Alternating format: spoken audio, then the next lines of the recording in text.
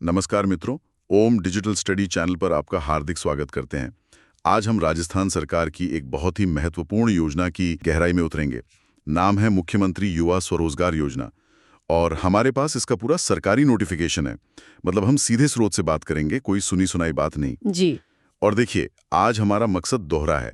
एक तरफ वो युवा हैं जो प्रतियोगी परीक्षाओं की तैयारी कर रहे हैं, हाँ, उनके लिए इसमें से बहुत से तथ्य निकलेंगे। बिल्कुल, और दूसरी तरफ वो युवा हैं जो मतलब अपना खुद का बिजनेस शुरू करना चाहते हैं। उनके लिए ये एक प्रैक्टिकल गाइड की तरह होगा। हम उन्हें समझाएंगे कि इस मौके का फायदा कैसे उठाया जाए। बिल्कुल, और ये समझना बहुत जरूरी है कि ये सिर्फ एक और लोन स्कीम नहीं है। अच्छा, सरकार इसे एक पूरे इकोसिस्टम की तरह देख रही है।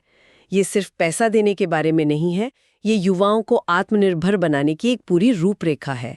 हम आज इसी की परतें खोलेंगे। कौन पात्र है, पैसा कैसे मिलेगा, और सबसे जरूरी, सरकार की मदद का तरीका क्या है।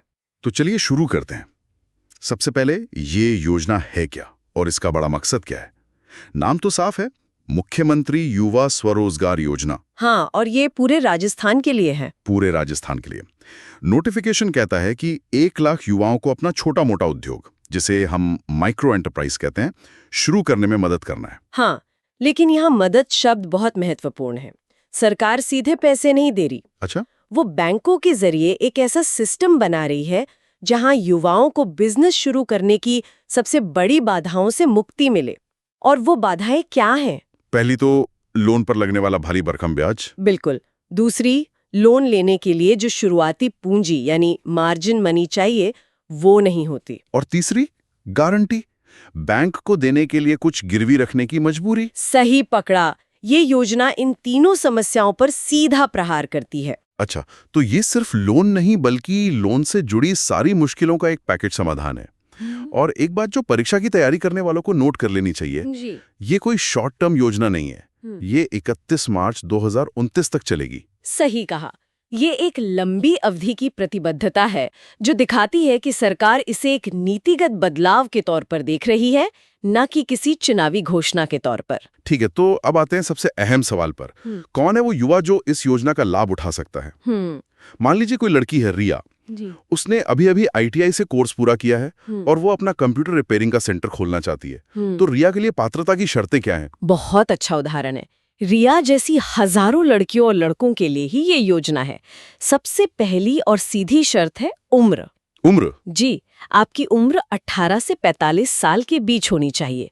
तो हमारी रिया इस दायरे में आती है। और क्या सिर्फ रिया अकेली ही आवेदन कर सकती है या वो अपने दोस्तों के साथ मिलकर भी कोई फॉर्म बना सकती है? दोनों विकल्प खुले हैं। वो व्यक्तिगत आवेदक के तौर पर भी आ सकती है और संस्थागत आवेदक के तौर पर भी। संस्थागत मतलब? जैसे कोई पार्टनरशिप फर्म। हाँ, पार्टनरशिप फर्म, कोई LLP यानी लिमिटेड लायबिलिटी पार्टनरशिप, या कोई प्राइवेट लिमिटेड कंपनी, वो भी आवेदन कर सकती हैं। तो मतलब आप अकेले बिजनेस करें या कुछ लोग मिलकर, दोनों ही सूरतों में आप पात्र हैं। बिल्कुल। लेकिन एक बहुत जरूरी शर्त है और ये इस योजना की आत्मा है। और क्या है? अगर आप एक संस्था के रूप में आवेदन कर रहे हैं तो उस संस्था का 51% या उससे ज्यादा मालिकाना हक 18 से 45 साल के युवाओं के पास ही होना चाहिए। अच्छा, ये तो बहुत दिलचस्प है। तो इसका मतलब ये हुआ कि कोई बड़ी स्थापित कंपनी अपने यहाँ कुछ युवाओं को पार्टनर दिखाकर इसका फायदा नहीं उठा सकती? नहीं उठा सकती। फोकस पूरी तरह से नए और युवा उद्यमियों पर है। ये एक सेफ्टी मैकेनिज्म है ताकि योजना का लाभ सही लोगों तक पहुंचे। और कोई फिल्टर? हाँ, एक और फिल्टर है। अगर रिया या कोई भी आवेदक किसी भी बैंक का डिफॉल्टर है, मतलब उसने पहले कोई लोन लिया और चुकाया नहीं, तो वो इस योजना के लिए अपात्र होगा। मतलब आपका क्रेडिट रिकॉर्ड साफ होना चाहिए। बिल्कुल। चलिए अब उस हिस्से पर आते हैं जिसका सबको इंतजार रहता है, पैसे की बात। रिया को अपना सेंटर खोलने के लिए कितने पैसे मिल सकते हैं और किन शर्तों पर? यहाँ योजना को बहुत ही व्यवहारिक तरीके से 2 हिस्सों में बांटा गया है और इसका आधार है आपकी शिक्षा। मतलब जितना पढ़ा लिखा उतना बड़ा मौका? कुछ हद तक कह सकते हैं। पहली श्रेणी उन युवाओं के लिए है जो 8वीं से 12वीं पास हैं। ठीक है। अगर ये लोग सर्विस या ट्रेडिंग यानी सेवा या व्यापार का काम करना चाहते हैं तो उन्हें अधिकतम 3.5 लाख रुपए तक का लोन मिल सकता है। और अगर कुछ बनाने का काम मतलब मैन्युफैक्चरिंग, उसके लिए 7.5 लाख रुपए तक का लोन मिल सकता है। और हमारी रिया जिसने ITI किया है वो किस श्रेणी में आएगी? रिया आएगी दूसरी श्रेणी में। ये श्रेणी ग्रेजुएट ITI सर्टिफिकेट धारक या उससे ज्यादा पढ़े लिखे युवाओं के लिए है। इनके लिए सीमाएं बनी होंगी? हाँ, सेवा और व्यापार क्षेत्र के लिए अधिकतम 5 लाख रुपए और मैन्युफैक्चरिंग के लिए 10 लाख रुपए तक का लोन मिल सकता है। तो रिया अपने कंप्यूटर रिपेयरिंग सेंटर के लिए 5 लाख तक के लोन के लिए आवेदन कर सकती है? जी बिल्कुल कर सकती है। और इस लोन की सबसे बड़ी खासियत क्या है? सबसे बड़ी और आकर्षक बात है 100% ब्याज अनुदान। 1 मिनट, इसे आसान भाषा में समझाइए। 100% ब्याज अनुदान, इसका मतलब ये है कि रिया को जो 5 लाख का लोन मिलेगा उस पर उसे 1 भी रुपया ब्याज नहीं देना पड़ेगा? आपने बिल्कुल सही समझा। लोन पर जो भी ब्याज बनेगा वो 5 साल तक सरकार भरेगी। कमाल है। रिया को सिर्फ मूलधन यानी 5 लाख रुपए ही किश्तों में चुकाने होंगे।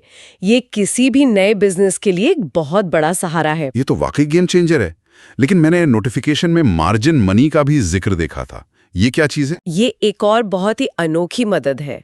आमतौर पर जब आप बैंक से लोन लेने जाते हैं तो बैंक कहता है कि प्रोजेक्ट का 10-15% पैसा आप अपनी जेब से लगाइए। हाँ, जिसे हम मार्जिन मनी कहते हैं। और कई युवाओं के पास यही पैसा नहीं होता, तो सरकार ये पैसा देती है। सरकार देती है? हाँ, लेकिन एक ट्विस्ट के साथ। सरकार लोन राशि का 10% अधिकतम 50,000 तक मार्जिन मनी के रूप में देती है।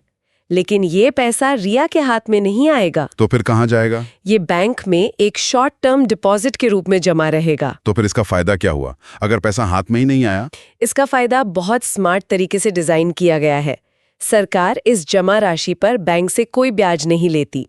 बदले में बैंक भी रिया से लोन के उस हिस्से पर कोई ब्याज नहीं लेता जो मार्जिन मनी के बराबर है। अच्छा, तो ब्याज का बोझ और कम हो जाता है? बिल्कुल। और ये पैसा रिया को तब मिलेगा जब वो 2 साल तक सफलतापूर्वक अपना सेंटर चला ले और बैंक की किश्तें समय पर चुकाएगी। मतलब एक तरह से परफॉर्मेंस पर आधारित है। हाँ, तब ये मार्जिन मनी की राशि उसके लोन खाते में जमा कर दी जाएगी, जिससे उसका मूलधन सीधा सीधा कम हो जाएगा। और अगर भगवान न करे उसका बिजनेस 2 साल नहीं चल पाया तो? अगर ऐसा होता है तो ये मार्जिन मनी सरकार को यानी उद्योग विभाग को वापस लौटा दी जाती है। तो ये एक तरह की सिक्योरिटी डिपॉजिट है। बिल्कुल।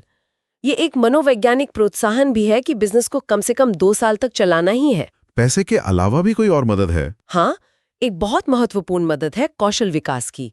अगर लाभार्थी चाहे तो RSLDC से मतलब Rajasthan skill and livelihood development corporation से मुफ्त में शॉर्ट टर्म स्किल ट्रेनिंग भी ले सकता है। तो सरकार सिर्फ पैसा नहीं दे रही, बिजनेस चलाने का हुनर भी सिखा रही है। जी।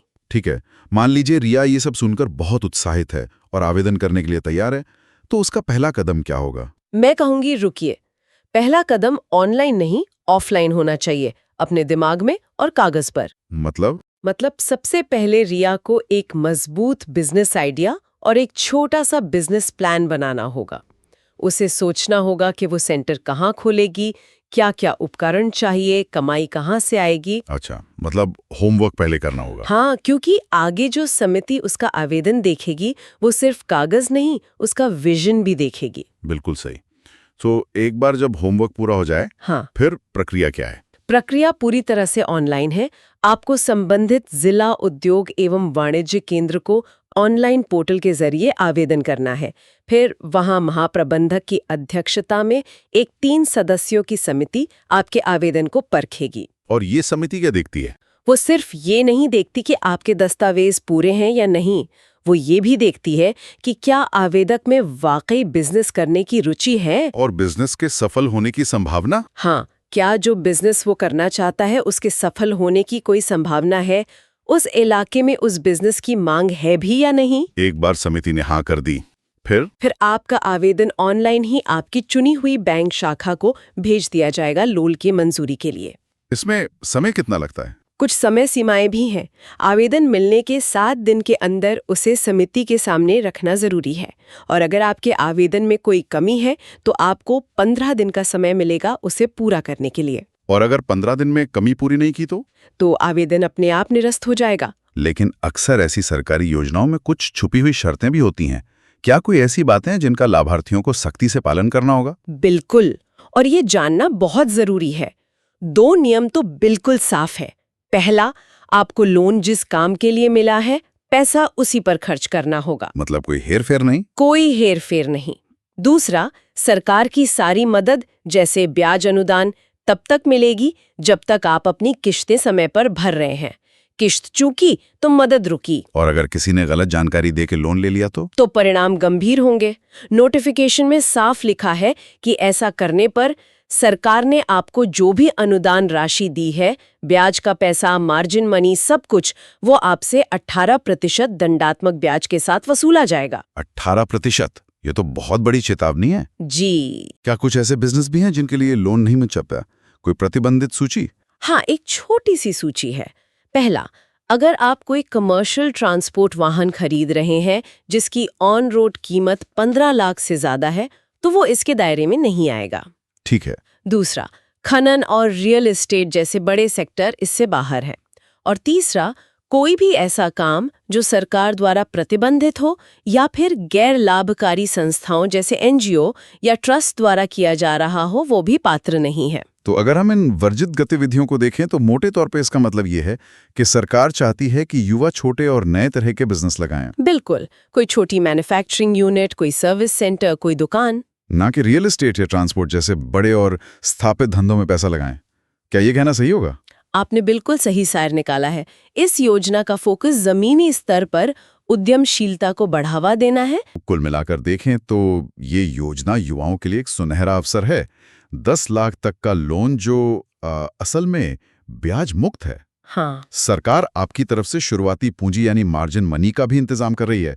और एक बहुत जरूरी बात जिसका हमने जिक्र नहीं किया, CGTMSE शुल्क का पुनर्भुगतान। जी, ये बहुत बड़ा बिंदु है। इसका मतलब तो यही हुआ ना कि युवाओं को लोन के लिए कोई बड़ी गारंटी या कुछ गिरवी रखने की जरूरत भी नहीं पड़ेगी। हाँ, CGTMSE एक सरकारी ट्रस्ट है जो बैंकों को गारंटी देता है कि अगर युवा लोन नहीं चुका पाया तो नुकसान की भरपाई वो करेगा। और उसकी फीस? इस गारंटी के लिए एक फीस लगती है और इस योजना में वो फीस भी सरकार ही लौटा देती है। तो ये असल में एक बिना गारंटी वाला ब्याज मुक्त लोन है जिसमें शुरुआती पूंजी की मदद भी शामिल है। इससे बेहतर पैकेज मिलना मुश्किल है। वाकई सरकार ने तो एक बहुत मजबूत वित्तीय ढांचा तैयार कर दिया है।